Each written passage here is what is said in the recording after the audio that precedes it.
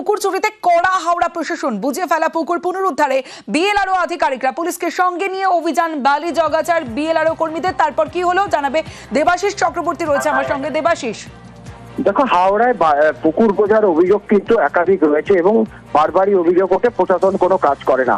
সেই জায়গা থেকে আমরা গতকাল থেকে দেখা শুরু করলাম যে বালিজগাছা ব্লকের যে বিএলআরও তার নেতৃত্বে কার্যত যত অভিযোগ রয়েছে লিলুয়া বালি বেলুর এলাকায় পুকুর বোঝানো, সেই অভিযোগগুলিকে খতিয়ে দেখতে একেবারে সরাসরি মাঠে নামলেন।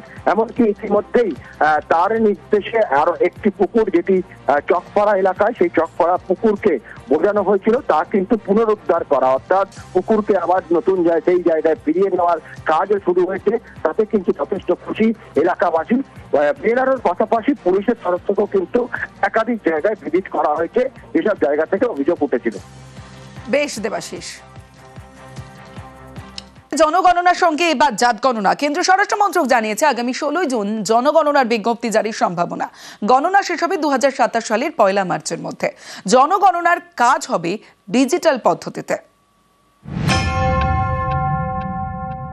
2011 সালের পর জনগণনা হওয়ার কথা ছিল 2021 সালে, কিন্তু করোনার কারণে হয়নি। সেই জনগণনার এবার বিজ্ঞপ্তি জারি হতে চলেছে। জনগণনার পাশাপাশি হবে জাত গণনাও। বুধবার কেন্দ্রীয় স্বরাষ্ট্র মন্ত্রক জানিয়েছে 1948 সালের জনগণনা আইন মেনে বিজ্ঞপ্তি জারি করা হবে।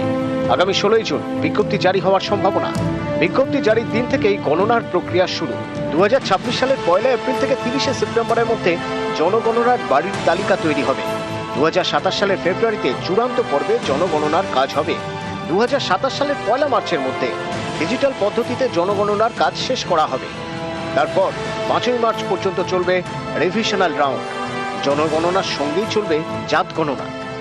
বিভিন্ন জাতিগোষ্ঠীর বা বিভিন্ন ধর্মের, বিভিন্ন জাতের যে মানুষেরা আছেন, তারা যদি আমাদের এই দেশের কাছ থেকে, আমাদের এই রাষ্ট্র ব্যবস্থার কাছ থেকে, আমাদের এই সমাজের কাছ থেকে বহু বছর বঞ্চিত থাকেন, তাহলে সেক্ষেত্রে সরকার তাদের উন্নয়নের জন্য ব্যবস্থা করতে পারে। বিহার বা তেলেঙ্গানা এরকম কয়েকটি জায়গায় কিন্তু এই ধরনের বর্ণ সংক্রান্ত বা জাত সংক্রান্ত কিন্তু বিভিন্ন ধরনের গণনা বা সমীক্ষা এর আগে হয়েছে। অন্যদিকে দেশের কি উন্নতি হবে, এই প্রশ্নে কিন্তু একেবারেই পরিষ্কার নয়।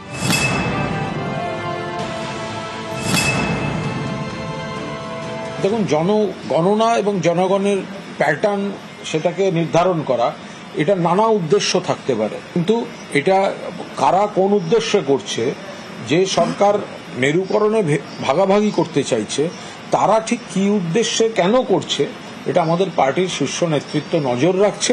জাতীয় জনগণনা নিয়ে সব থেকে বেশি লোকসভাতে কারা চিৎকার করত? কংগ্রেস। রাহুল গান্ধী বারবার বলতেন, রাহুল গান্ধীর পার্টি এর আগে জাতিগত জনগণনার বিরোধিতা করে এসেছে বরাবর। সেটা সেই পাপ থেকে চোখ ঘোরানোর জন্য রাহুল গান্ধী বারবার করতেন। তাহলে বিহারের ভোটে তো কংগ্রেসও আছে, বিহারের ভোটে তো আরজেডিও আছে, তারাও জাতীয় গণগণনার পক্ষে ছিলেন। অতএব তৃণমূল কংগ্রেস কি বলছে এটা ইররিলেভেন্ট। নিউজ 18 বাংলা।